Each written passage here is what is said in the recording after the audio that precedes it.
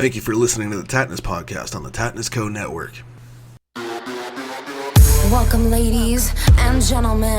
A Mercedes kind of sentiment, luxury, and trust in me to honor the free we all should be. It sees my sundial burst into yin and yang, right and left, me and you. What's up, y'all? Welcome to the Tattness podcast. My guest today is a massive one for me, man, because it's such a part of my childhood growing up, and still to this day kills me. He is the creator of the Jerky Boys. Some of y'all may be on the younger side, so you may only know his work as Mort Goldman from Family Guy, but some of y'all may know both. And if you haven't heard the Jerky Boys, if you're a little on the younger side, go track it down, man. YouTube is a good place. You'll find a lot of it. Amazing stuff. Hilarious as hell. Somebody who turned, these phone calls, just screwing with people, into an art form. Absolutely brilliant. Super funny guy. Mr. Johnny Brennan. I can't wait for feedback on this show because this one was one of the coolest ones I've ever done. So check it out. All right. So first of all, I got to say before anything, the fact that doing this show and whatever in my MMA career, everything, I'm known like all over the world. And I always tell people that talk to me that, have supported my career. I always say, like, because I'm friends with so many people from anything that I grew up with, like Nightmare on Elm Street, stuff like that. I've had them on the show, a lot of guests. And I always tell people, at the end of the day, we're just people with cool jobs, man. I don't fanboy over anybody, but we might have to see that first time today because you were such a part of my growing up, man.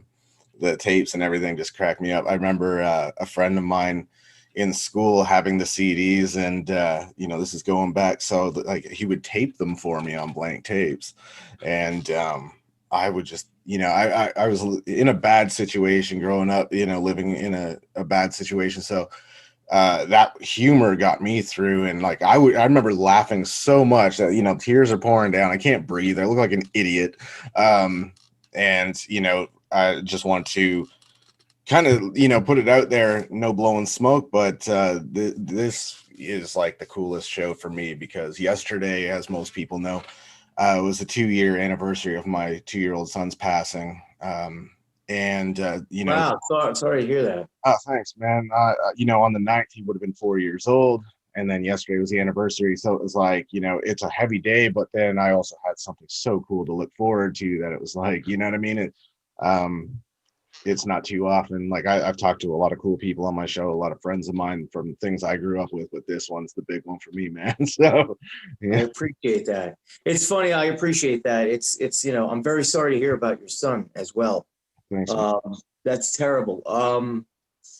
It's just great that to have created something that it stands the test of time, and it's very, very, very rare. That you see something like that, and I don't call myself a comedian, at all, by the way, but it's what I've done with these characters. It speaks for itself. And you're talking about generations now of people that have grown up with the Jerky Boys and the Jerky Boys characters. And it's just so nice to hear people say that to me, that it's gotten them through some very rough times, and that the characters always make them feel good. And everybody has a reason, everybody's, and if that's, I think it's just a great thing because I hear it all the time, how people feel so good about, it's just, I'm very thankful that I was able to, when I'm doing it, when I'm doing Saul Rosenberg, for example, I'm doing an exaggerated version of my mom. When I was a little kid, I just remember that's exactly how she sounded. And I grew up with it my whole life. So I just thought it was hilarious. And I remember recognizing it very young that, the shit that was happening in my house was golden. My father is Frank Rizzo. When I do Frank Rizzo, that's my dad. Kissel is, he was my World War II, not blood relative, but he worked with my dad at Abercrombie and Fitch in New York City, and this is back in the early '60s. And so these characters are all part of my life, and or somebody that I've known growing up, or it's just. But it's great that I was able to take the characters and put them into some sort of cartoon form, and then get them interacting so people could enjoy them. Yeah, absolutely. And this is going to be kind of hilarious, I think. Maybe not so much what people would expect, but I think it was 2003. I hadn't seen the movie in a long time, and I saw it at a video store, and I rented it, and I took it over to my grandparents' place, and my grandmother thought it was the most hysterical thing. That's great. Especially the Burger Bob's thing. My gosh, she laughed so damn hard. And she was like in love with that movie ever since, like when we watched. Yeah, it's so funny. When that movie came out, the critics drag you through the mud. The critics say that, you can make a really awesome, but if it's a comedy, the critics hate you. Right. So, and like I told people, I said, we weren't setting out to make Gone with the fucking Wind. What we were trying to we only had a small window of time to get it together and to get it rolling. And it was Disney Pictures, Touchstone, and it was incredible, the turnaround that we were able to do. And it was just a fun idea, like two jackasses, and Frank, my character, Frank Rizzo, I never really gave a shit about, like, I wasn't afraid of anything or this or that, or the other thing. So, we called the mafia, and even wrangled our way in with the mafia. And it was just, people it's so funny when it came out, like I said, the critics, they're like, oh my God, it's this, it's that, it's this. The movie now has like a 5-star rating, 4.5 stars. Everybody that watches it now, they love it. And that's what it was meant to do. It was meant to be very silly, goofy ass comedy. And if you look at who's in my movie, you got a couple Academy Award winners. It's a loaded cast. You have Alan Arkin. I think he's got two or three Academy Awards. You got William Hickey, Brad Sullivan, another one, an incredible actor. Suzanne Shepard, who played my mom. I mean, and the list goes on and on. These are all big time actors, and they were dying to be part of that Jerky Boys film. So, and then the rest is history, man. I'm glad it's there for people to enjoy, because it's a funny ass movie. It is hilarious, man. It's hysterical. And you're absolutely right in that sense. I always tell people I feel comedy is so subjective. There's so many types, there's this subtle, dry sense of humor. Then there's Jim Carrey type shit that's just off the wall. Then there's that in between, and everybody has their sense of humor. Some people have no sense of humor whatsoever. Right. So with comedy, it's always like, it never gets its due, I feel. I think it's like the general rule with movies. Like, I'm getting into acting now myself, and I already know it's like, okay, horror will never get awards, comedy will never get its due credit, and then there's just everything in between. That it's just it's right. almost a formula, that right. If you want to be acknowledged, go with this route, Yeah. But we had a lot of fun. It was just a fun trip, I remember, I was sleeping one off in my room. They have like the honey wagon, and they park these honey wagons on the street.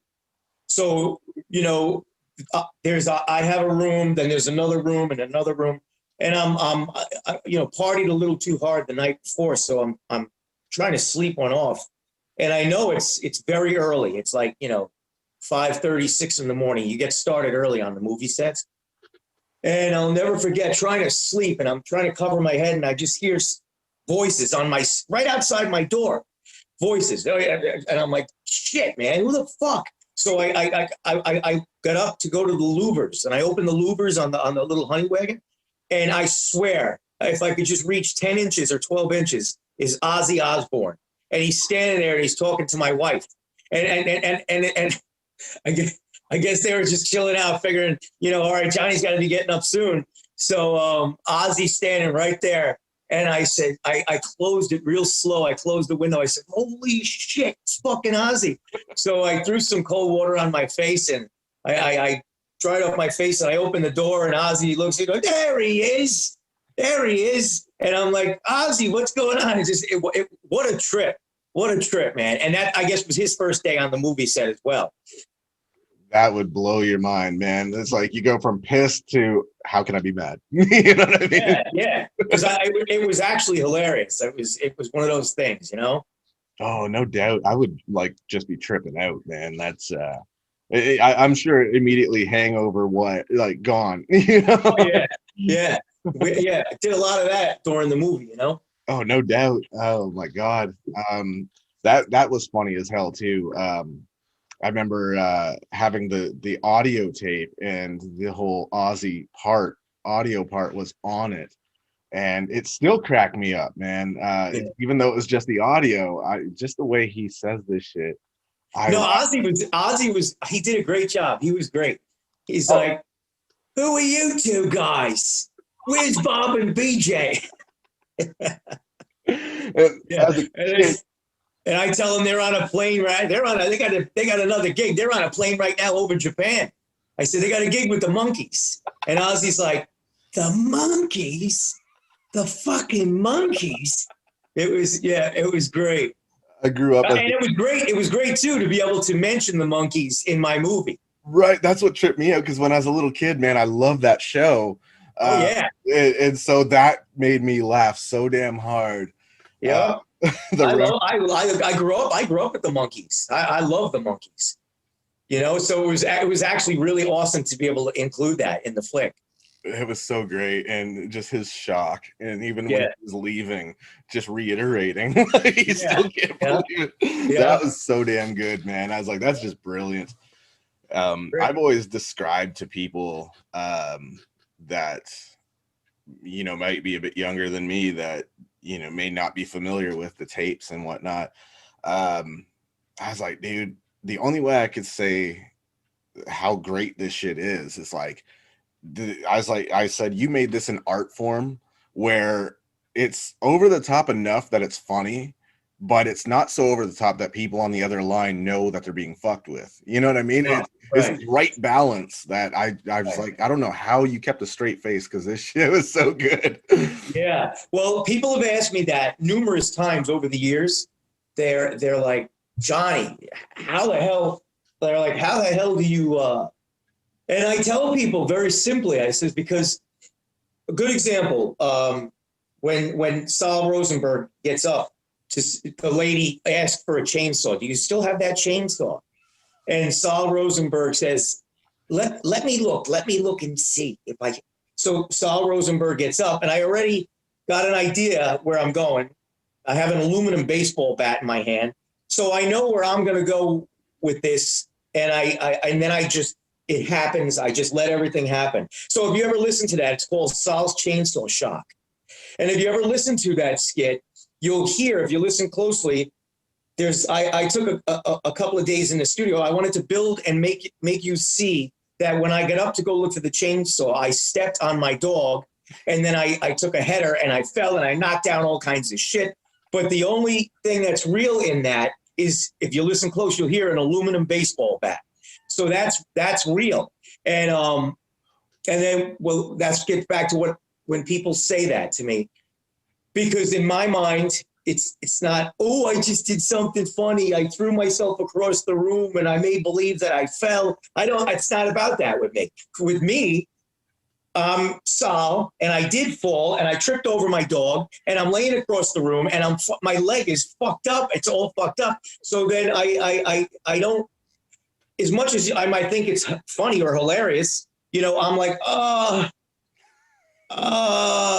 and I just keep moaning and groaning and all this other stuff. And she's like, are you okay? Oh my God. Do you want me to call an ambulance? And so the answer is, because it's all happening in real time in my head.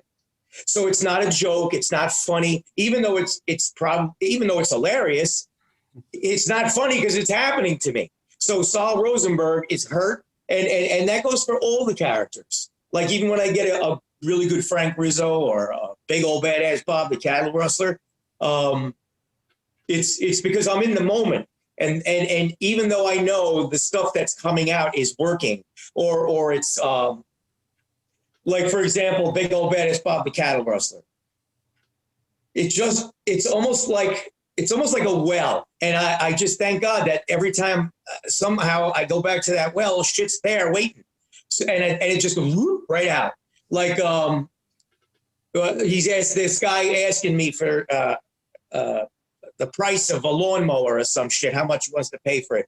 And Bob says to him, something like, I don't even remember, something like, I tell you what, I'll give you 2 slaps across your fucking mouth because I like you. And I change the prices and I throw all kinds of shit at him. And the guy's all offended. And he's just like, I no say nothing. I just ask you the price. That's all. And it's just these interactions and that keeping it real. Like for me, you know, this guy's speaking to me and I'm speaking to him. Or this woman is speaking to me and I'm speaking. And that's why sometimes, like you're right, it'll get close and I'm able to kind of back it off. And I don't know if you heard on this, there's a really good track on this new album. And I don't know if you heard it, but I don't want to spoil it, but there's a where a guy calls up and I'm doing my Frank Rizzo and he goes, he actually busts me and he's like, oh my God. He said, man, I tell you what, man, you know Frank Rizzo? And funny enough, I was doing Frank. My name was Frank. And he's like, do you remember oh my God, the Jerky Boys? And I'm just going on like, oh yeah, that was funny stuff. And I said, all right, and I go right back into the conversation. So, but it's really funny. I don't want to say too much, but if you listen to it, you get a kick out of it. That's amazing, man. I always love Frank. That shit kills me because it's so like, I always, have the conversation with me because to this day, man, I'll go on YouTube and I'll find all the old stuff and just listen to it again and expose people that haven't heard it to it. And I'm like, imagine how many people probably thought they just talked to the most unhinged person, but they bought in. They realized like, okay, there are people like that, that just don't have a filter, are quick to temper, and so I was like, that's what makes it so great. And, there's so many that were just hilarious to me that when people are like, oh, which one do you recommend? I'm like, don't do this to me. Like, I got so many that, that's what's funny. What's funny with the Jerky Boys records, they all, as they went on, they got, better and better. And I, kept coming up with, different ideas. Like on Jerky Boys 3, I created 5 brand new characters. And I also had calls coming in instead of just me, going out. So there's so many good stuff, that it's all great. The catalog is phenomenal. And I'm like I said, I'm just glad that it's an amazing thing to be able to especially in the entertainment business, to be able to be around for a long time is not easy. Right. It's not easy. No, absolutely. And, I was just thinking that before doing the show, I was like, man, you got like Nightmare on Elm Street, Ninja Turtles, things like that it's like every generation, keeps it going. And this is no different. And I was like, that's what sets it apart from all of the stuff that's come and gone that just makes it so special. And, I got to give a shout out, man, to that dude that called about Saul's lawn equipment. Like he had the patience of a saint, dude, because he stayed on that call. Yeah, that's another really good one. You could tell though he was getting pissed. Right, but you could hear him take that deep breath. Yeah, you're talking about the one with the old guy where I told him, I said, I kept saying, sir, I told you, your friends, your neighbors, they would have things like this for you to see. I know that, but I want to see what you're selling. And I said, and then it goes on. And then I forget how we got to the topic, but I said, he says, where are these things that I can see? Why don't you put the ad in the paper if you don't know what I'm getting at? And it just, he gets madder and madder. And where do you have these things? And I tell him, they're in my attic. And he says, what? Where's that? And I said, it's in the top of my house by the roof. And it just gets, he gets pissed, more and more pissed. It's just perfect. It was amazing because I was like, this dude, the fact he made it that far is like beyond me. I know, it's crazy. It was fantastic. And then, the drinking problem thing killed me. That was hysterical to me. Yeah, I got this funny little drinking problem. I was like, to call somebody else and then tell them, you're starting to get on my nerves. I'm gonna go. Yeah. You know what? You're starting to get on my nerves. And I don't think, I like myself. Yeah. I was like, the brilliance of that is it almost is therapy in and of itself. This dude just realized, you know what? I'm good with me. This had its benefit for him. Right. Yeah, that's a good one. Oh, that was fantastic. I was like, that was so creative because. And then, there's the other one, Frank Rizzo, I forget what it is, about a helpline or something like that. And I said, what time, or something like that. And she starts giving me times. I said, whoa, I'm busy. I got a busy schedule. I'm calling her for exactly that. And then she starts telling me the times and I tell her I'm busy. Oh, yeah. Frank is a classic. He's fun. Yeah, he's amazing, man. Like that kills me every time because we all know somebody that's like that. Yeah. Well, you see what I did with Frank. I took my dad's personality. Like if you ever, my dad passed away in 2000, and I took his. I've been doing it since I'm a little kid. So this stuff goes all the way back into the freaking 60s when I was literally just a kid walking around imitating my folks and getting my ass slapped around for it. I'm the oldest of 5 kids, so I was always, fucking with my brothers and my sister, and there's a bunch of boys in my, we got 4 boys, 1 girl, and so my brothers, my closest brother is 6-7 years behind me, so you can imagine what that was like growing up. And so they're all, and I used to like do crazy shit. That's when people say, well, what made you go in and think the prank phone call? And I always tell people, I said, I really had no interest in prank phone calling. It was just a great way for me to get these awesome characters interacting in a situation. And I tell you, it was almost like a happy accident. I made these tapes on the weekends. We would all get together. So, all throughout, 60s, 70s, 80s, everybody's fucking around with tape recorders, and I had reel to reels, but the fact of what happened was I created these tapes. We take them upstate on the weekend, upstate New York. Right. And we get together, all the boys, my brothers and friends and stuff, and they play or listen to some tapes that I did during the week or something like that. And then Kamal was actually coming over late at night and asking, hey, can I do a couple of these with you and blah, blah, blah.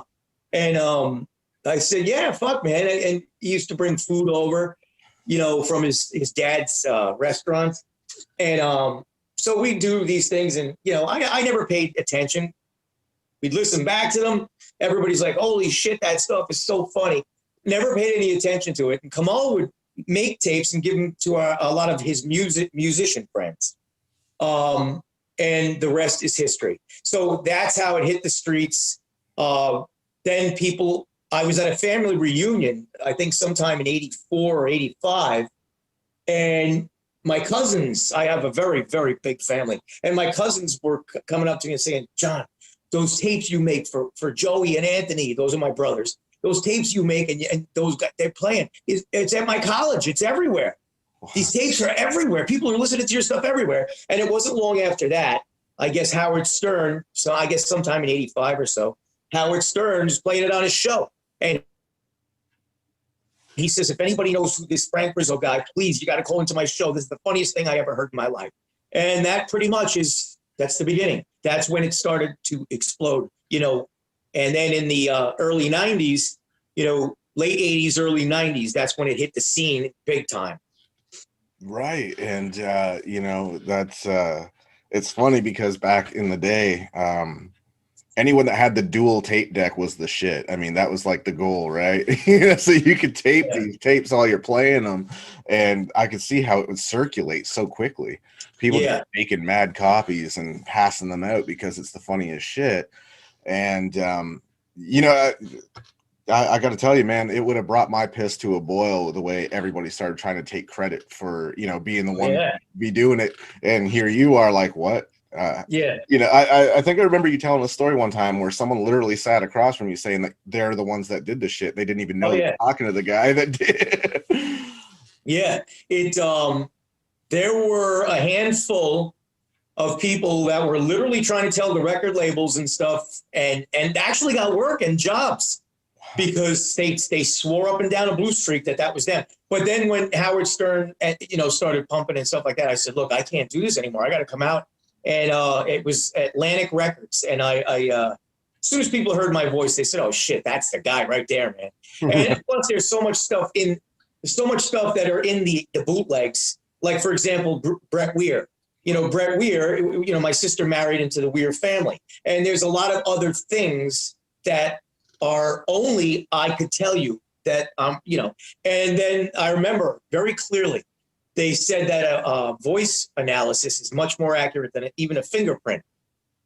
So I didn't have anything to worry about. And once I came out and people started talking to me across the table, everybody knew that Johnny, holy shit, there's Frank Rizzo right there. So a lot of people did do that though. They actually tried their hardest to take credit.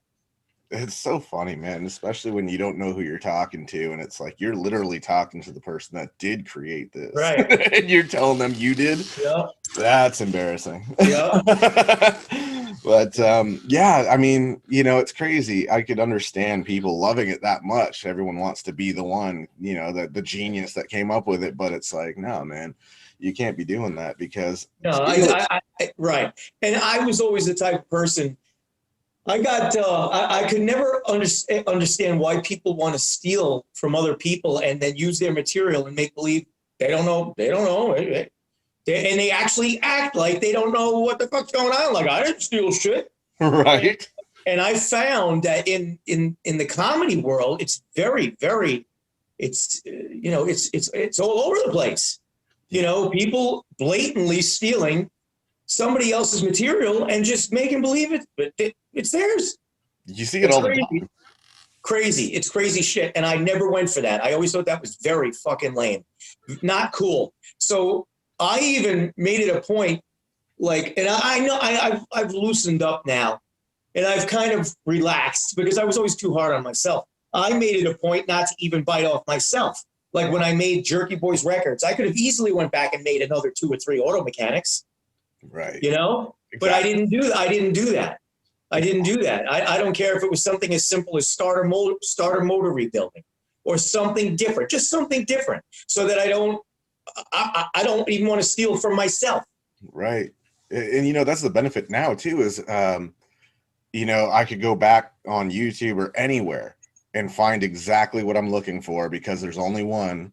Right. And, it's like, I know that's the one I remember and that I loved, and I could show it to someone that's not familiar. And, there's not like, this, okay, now it's redundant. Now it's the same old shit. It's like, right. No, there's so many characters and so many different calls that were hysterical and none of them are alike. And that's what's right. And I actually tried to do that. And, I to this day, I think that's important.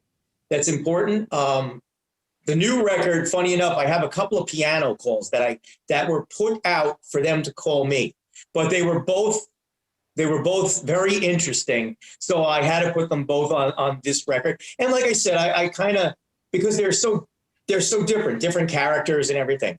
But interesting though, like as you get older, you start to be a little bit less critical on yourself, because everybody knows.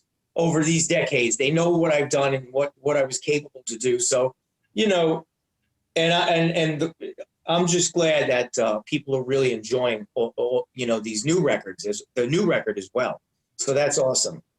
Yeah, I love it, man. My producer is like younger than me, so she was unfamiliar because she just missed all the 90s stuff that, she was too young. So I was like, oh, I got something for you, man. You're gonna love this shit. And the cremation services thing was the funniest shit. She's like, how did the feds not get called on this? Because this guy probably took this as legit. And I was like, thank God you have to get clearances to release this shit. So then they know you're just fucking with them and you're not actually going to whack anyone out. Right. Yeah. That whole, the clearance thing and all that jazz, we used to let them simmer down for like a week, 2 weeks, a month, and then go back and play the call. And they're like, oh, I remember that. And then, it was always a pretty easy thing to do, to get, Yeah, no doubt. Most people are good sports, I mean, it's so funny that, like, you can't be mad at it. You know what I mean? Like, you have if you listen all through the years, critics would come out because they just need to pick at something. They need to be miserable about something. Of course. So they would come out and they would say, Johnny Brennan's Jerky Boys, offensive to gays, to Muslims, to Jews, to da. And they took out a center page many years ago in what the hell was it called? That big paper on the corners, USA Today, I think, the one that they sell on the corners. Right.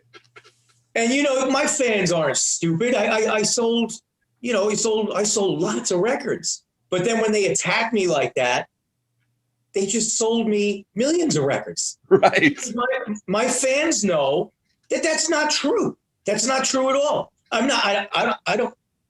My work is self-deprecating humor. It's always kicked back in on my characters, and I have never been mean-spirited or attack people in a mean-spirited way or try to hurt somebody. Exactly. Or try to hurt. And I even made it a point, like I set out, I don't call any police. I don't call any ambulance or EMS workers that God forbid I could tie up a line or something like that. Exactly. I've never needed to do that. I didn't have to do that. I call, the place where Saul blew his hand off with the firecrackers. And that was at the time they were just springing up. They were like these emergency care places where you can go. It's not like a hospital or emergency room, right? But and that's it. But again, my stuff was I never set out to be hurtful or to be to make somebody feel terrible or bad. That wasn't my gig. Exactly. I mean, I can't find one thing that ever singled people out of any kind or anything. It was always self-deprecating. It was always, just in fun. And so where they get that from is beyond me. But I could totally see that selling more because it's just like back when they put the parental advisory on record. Well, that was the Jerky Boys had a big to-do part of that because it was Tipper Gore.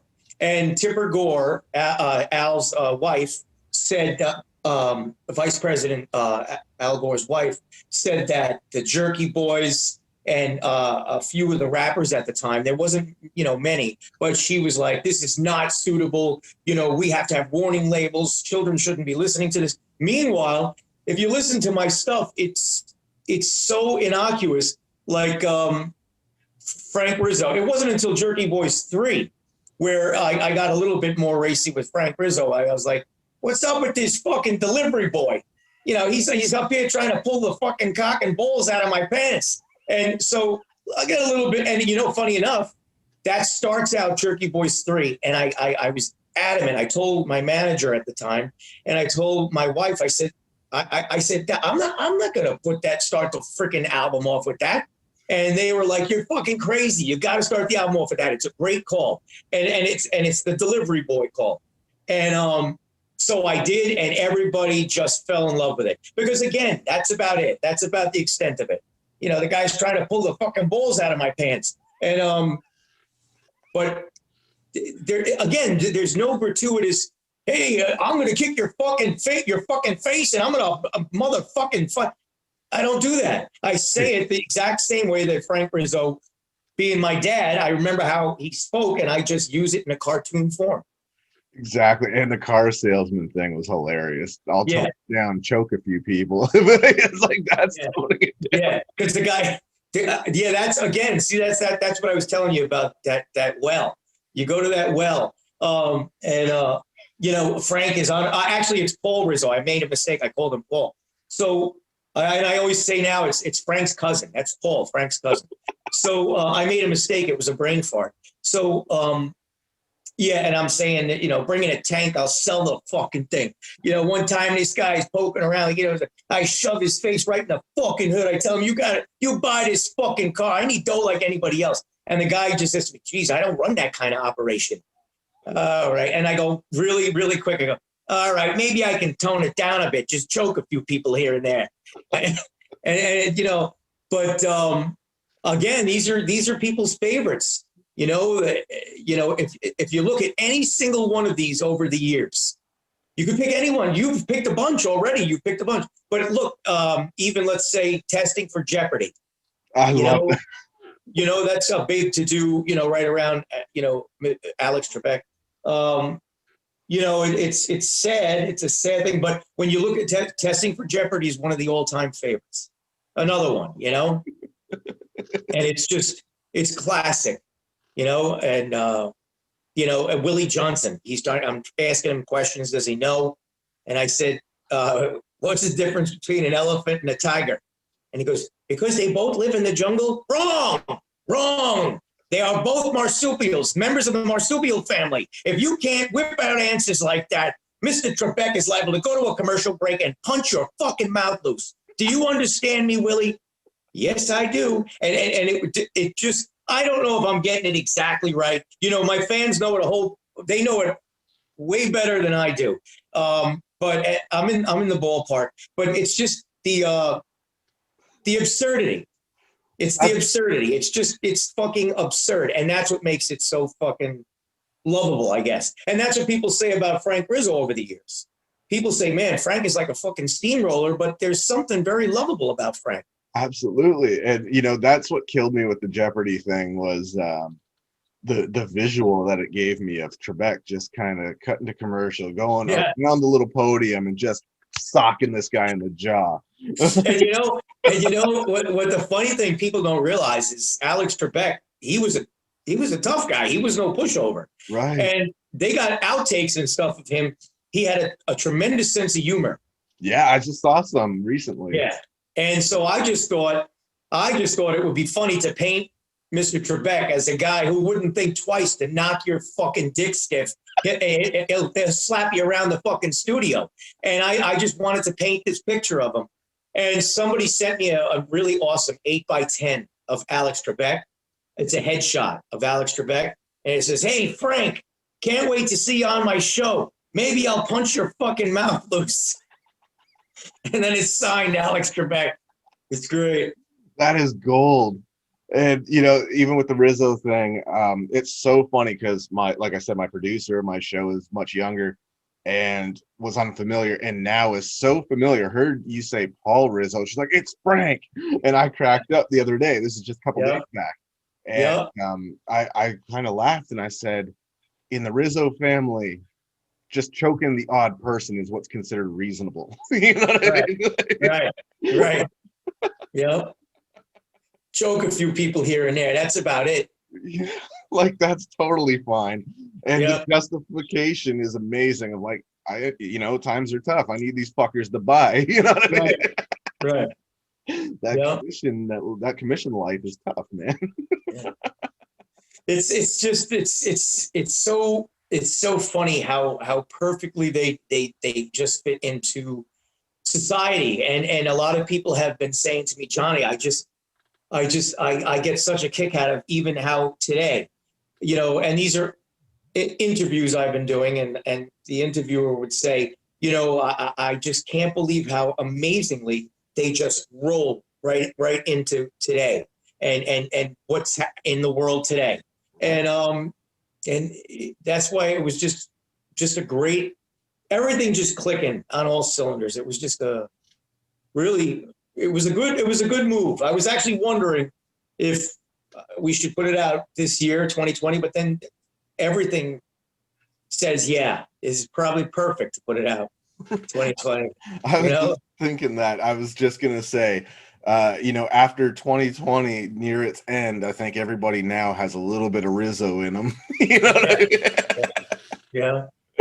I think everyone can relate to Frank Rizzo a little bit more now than ever. In the 90s, maybe some people found him a little bit much or offensive or whatever. But I think even the most delicate of people now after 2020 are a bit hardened and can relate. Absolutely. Maybe absolutely. After 2020.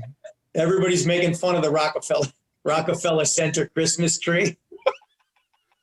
It's 2020. What the fuck do you expect? Put the fucking tree up. Put that fucking tree up and trim that son of a bitch. It's fucking classic. By the time 2020 ends, I think everybody could relate to wanting to choke the odd person here and there. Yeah. That goes everybody. Right. It is now reasonable. Right. Yeah. It's hilarious. Fuck being offended. Right. Fuck being offended. We've come a few people. Right. We've come through too much to be offended now. Right. We survived too much shit to be offended at this point. You got to have a thick skin and a sense of humor. Yeah. And, Saul's turnstile kills me too. Give me. It's terrible, but what's she gonna do about it? I was like, that's right.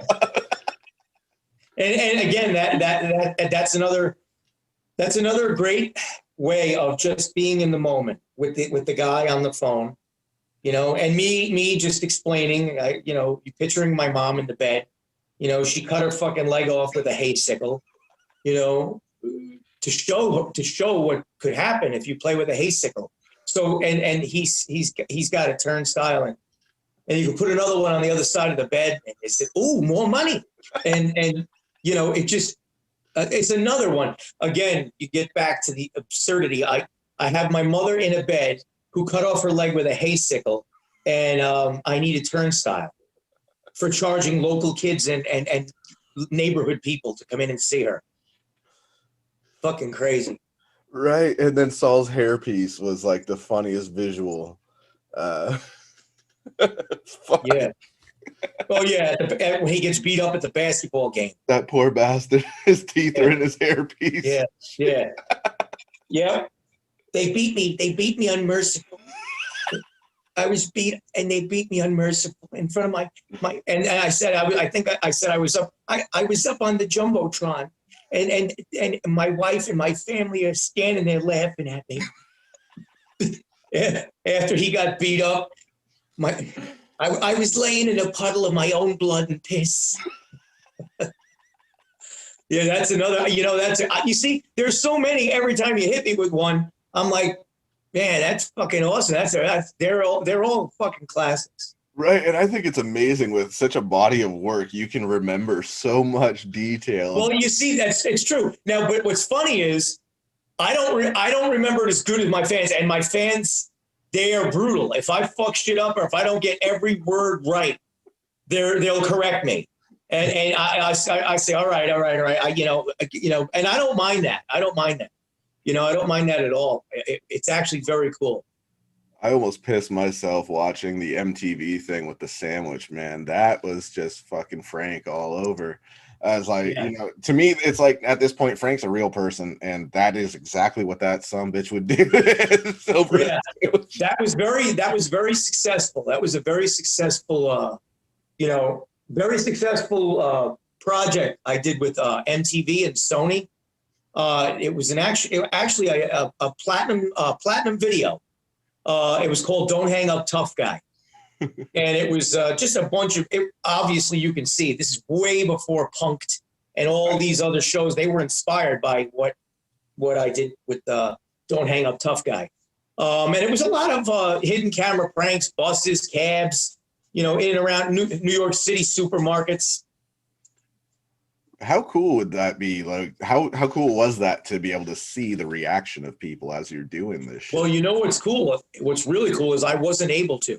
Oh. I wasn't able to because they didn't. I don't know if they had the technology at that time or They were feeding me in my earphones.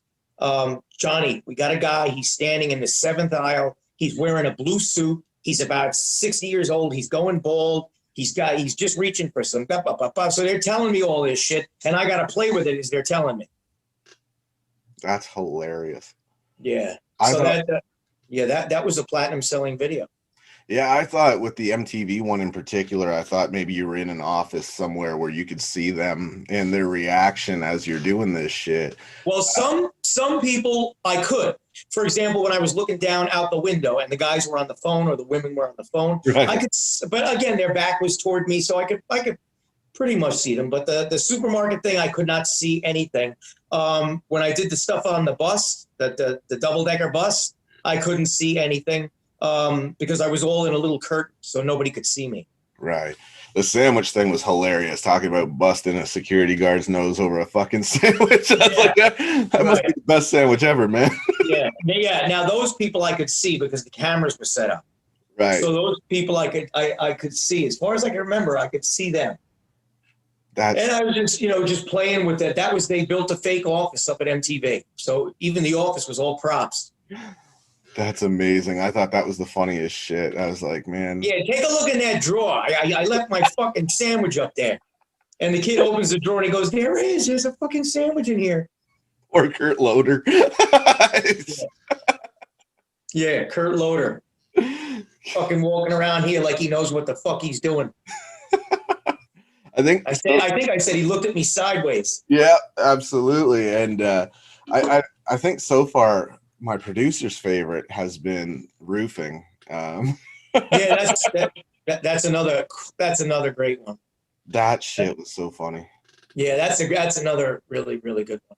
My wife's up there poking around like she knows what the fuck she's doing. I threw her ass down into the fucking car, right off the roof onto the fucking car. Yeah. They're classic.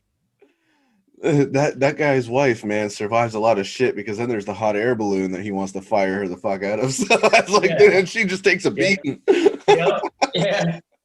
Yeah.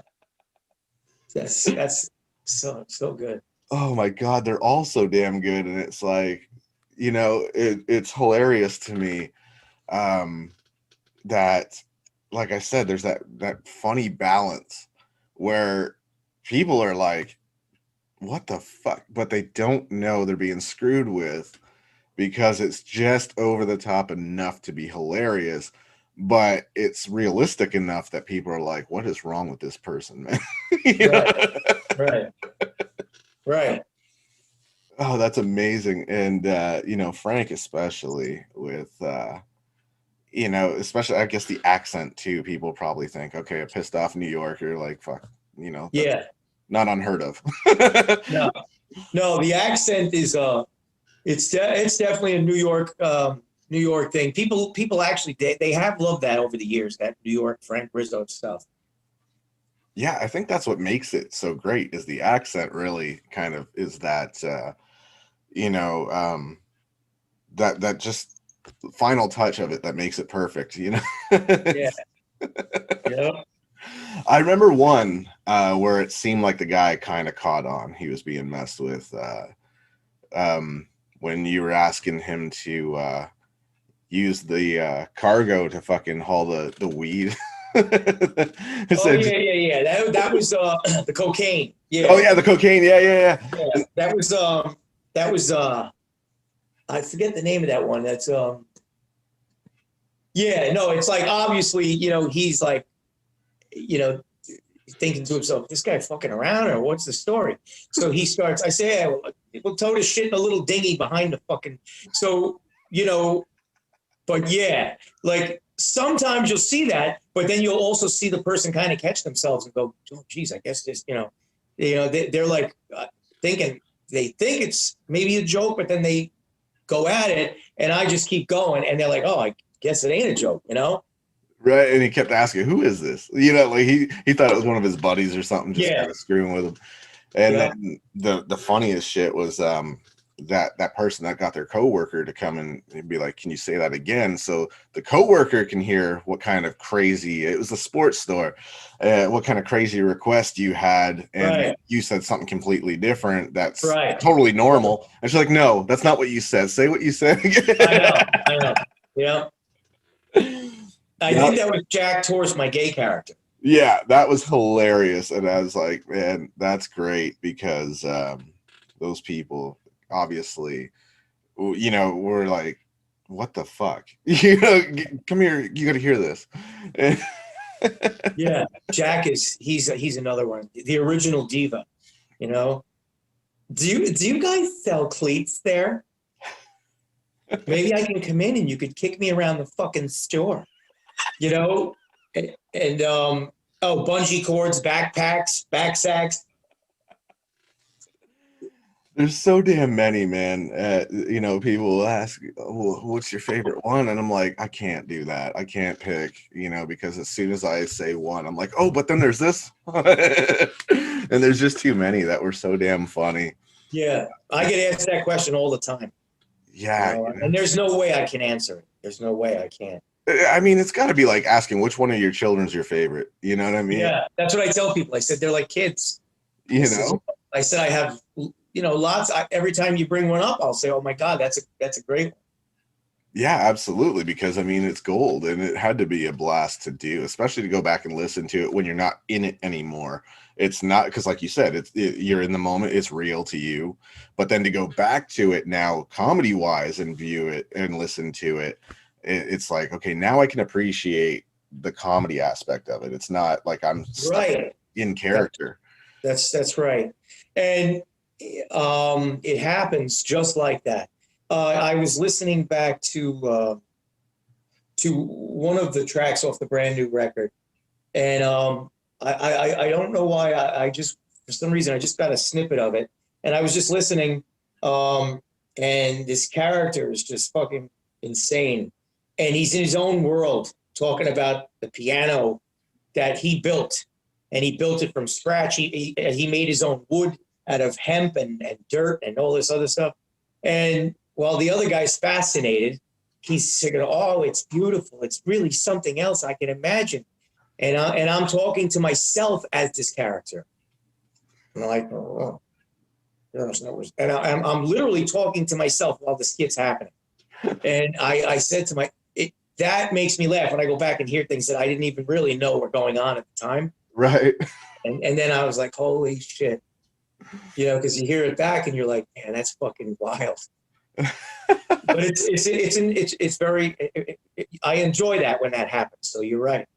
I remember listening to one. I think I was listening to your show when you had your podcast going on, and there was one that was played that was about someone. It was so funny how this guy's calling to buy something from you.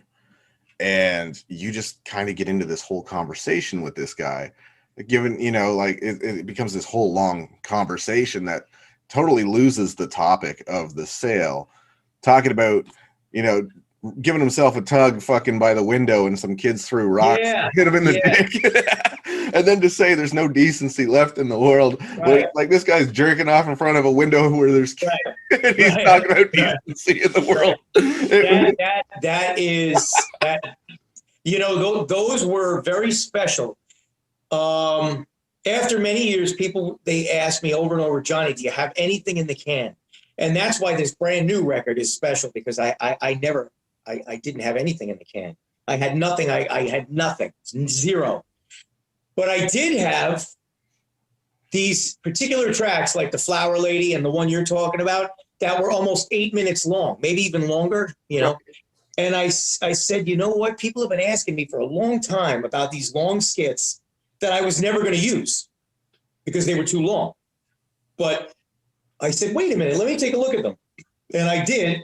And I said, fuck it. What do you got to lose? And I put together the Jerky tapes. So, and I think it only has like 8 or 9 tracks, but they're all super long. Right. And man, the people went nuts over them. And that's one that you're talking about. I when I'm talking to this guy about the stuff, and he's, he doesn't want to hear any of it. And I'm like, these fucking kids, and the guy can't even rub himself out in the fucking wind anymore. There ain't no more decency in this fucking world. And then the guy's like, oh, Jesus Christ. He's under his breath. You could hear him talking. He's getting all fucking like, this is insane. But yeah, that's a classic. And people love him. People loved him. They didn't mind 8 minutes, 9 minutes. Right. I loved it. And I thought at the end of the day, this is amazing that this guy, out of all of that shit, sees himself as the victim. Like the world is just going to hell in a handbasket because he can't even tug it at a window in front of kids. These fucking kids just threw a rock through the fucking window. That's fucking classic. That was amazing. I was like, damn, this, when you can sell that to somebody and they don't realize they're being screwed with, that's an art form. Like it's just, there's no other way around it. It's just pure art, because that's like down to a science, because anyone else would have cracked up. Anybody else would have like started to like stumble over their words trying to keep a straight face.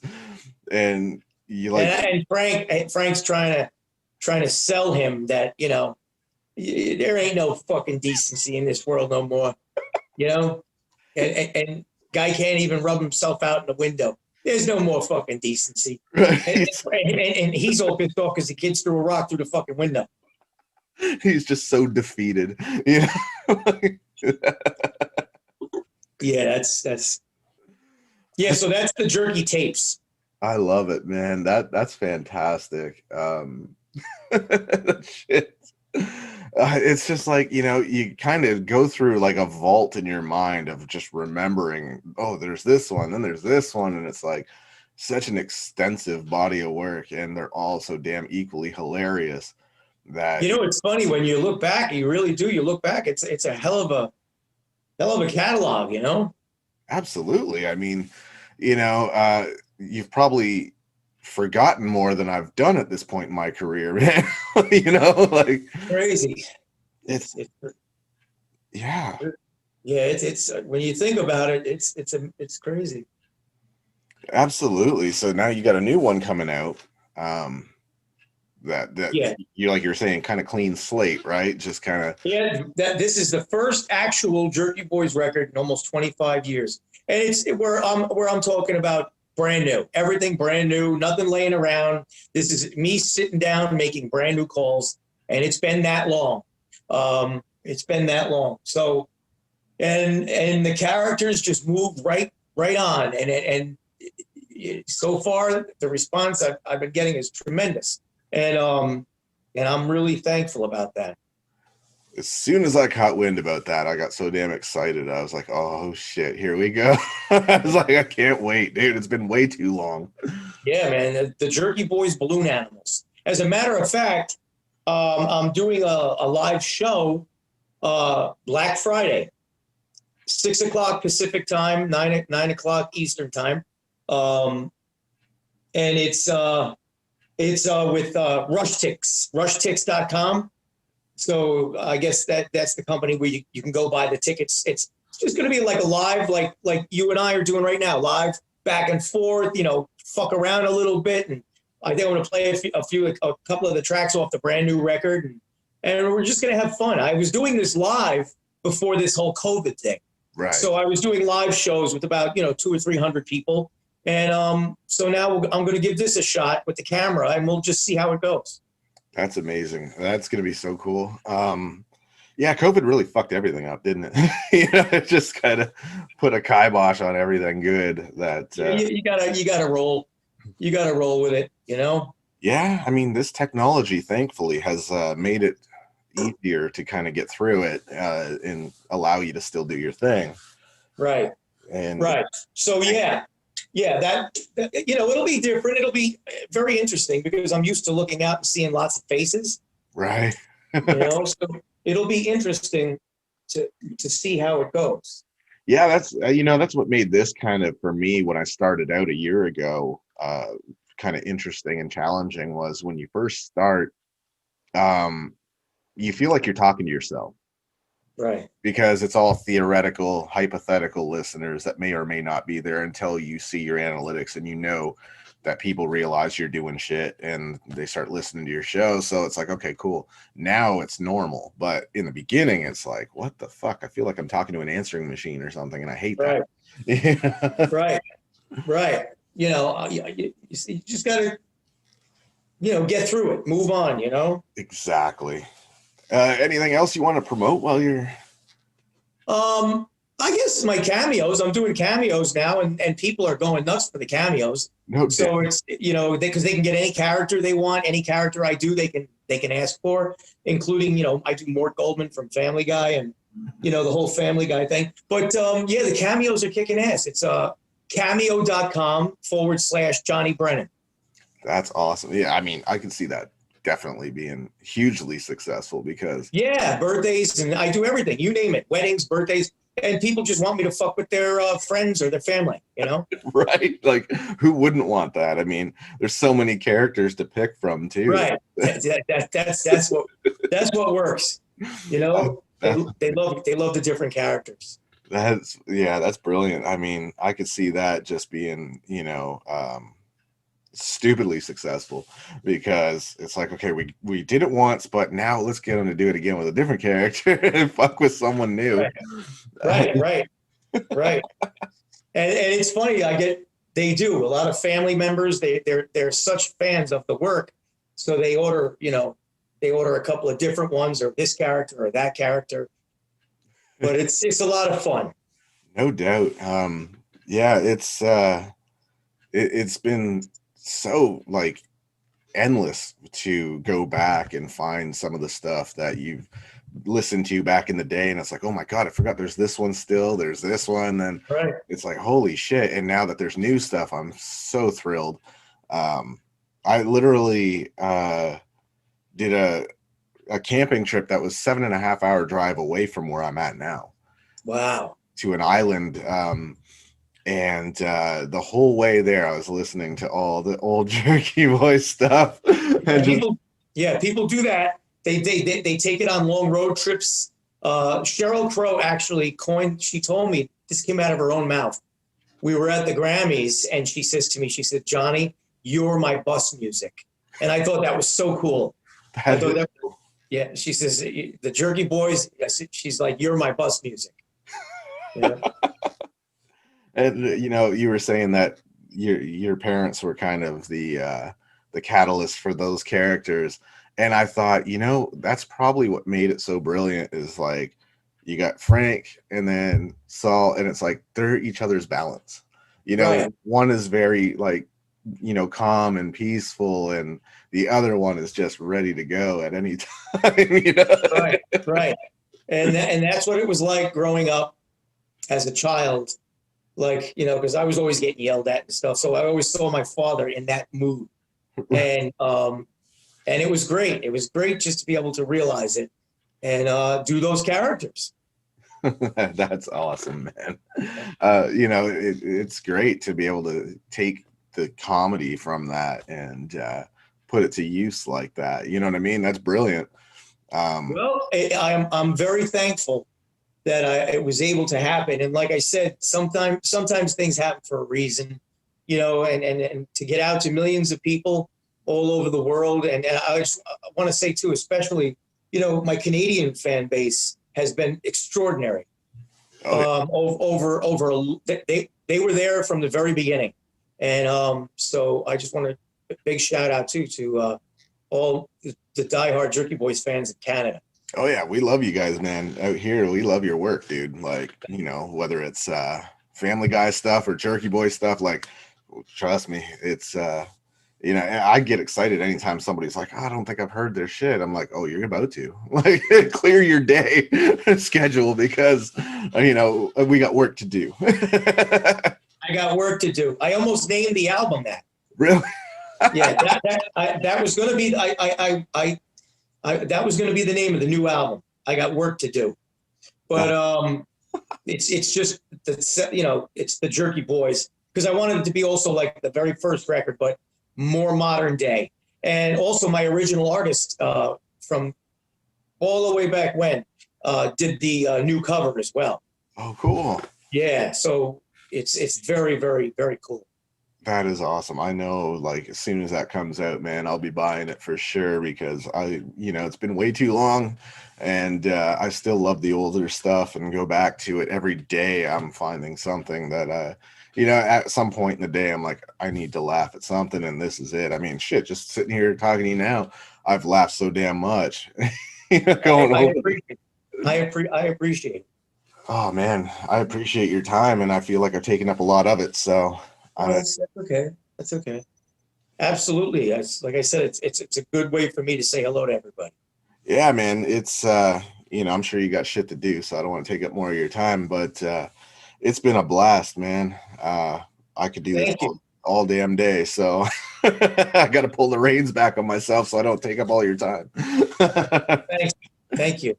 Oh man, thank you. It's been so cool, and just again, for me, this one was a big one, man. This was like the big one for me. This was a trip.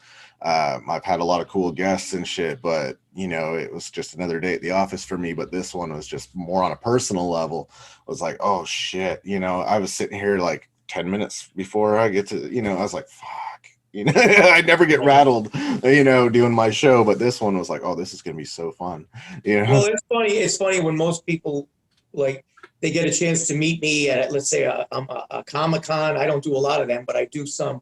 If they get a chance, when they meet me, they're like, "Holy shit, Johnny! I didn't expect. I expected to meet some like big Italian, New York tough guy, like ready to rip somebody's head off." And I say, yeah. I said, well, when I do the pissed off thing, that I can sound like that.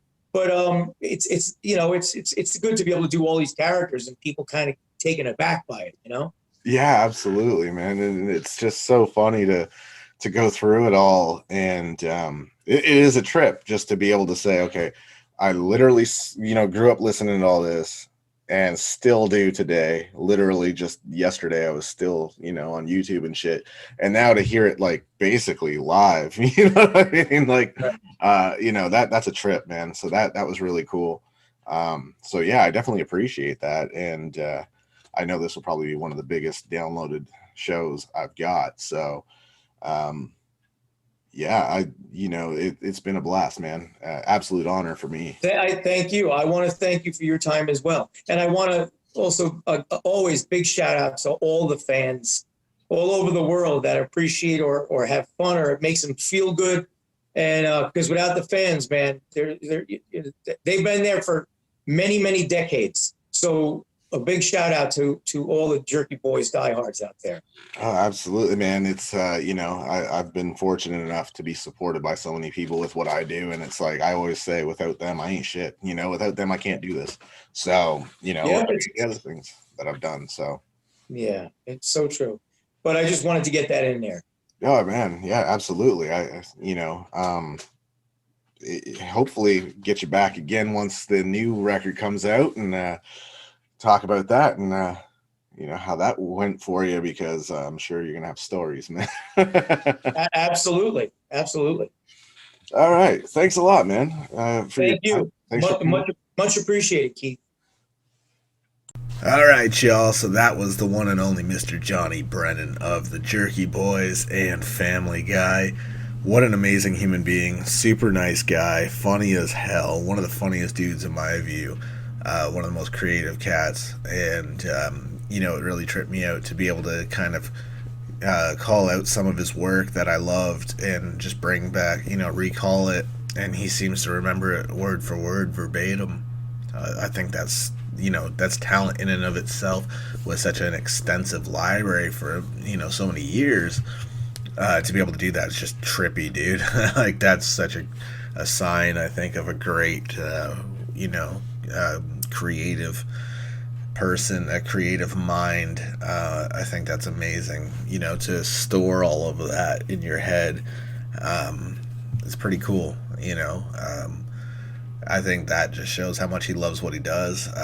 He had a blast doing it. I hope he had fun doing the show, because I had so much fun, man. I was laughing so damn hard during the show. just remembering some of this work, man, I had tears in my eyes. I was laughing so damn hard. I was like, what a trip, you know? Especially when that show was recorded literally the day after the anniversary of my son's passing. So it was really cool to kind of have a very light-hearted day after such a heavy day. So I hope you dug it as much as I did, man. It was a blast. It was an absolute honor, and I could retire from this show happy now. I got to talk to somebody that was such a big deal to me in my growing up and entertained me so damn much. Hopefully he comes back, man. But if not, hey, you know, I had a blast. So thanks for checking out the show. And be sure to check out Jerky Boys' new material that has come out. I have to do it too. I gotta check it out. I can't wait. It's gonna be hilarious as always. I appreciate all y'all, and I'll catch your asses down the road. Speak to smallness, a destruction of the fear in us. I have yet to know when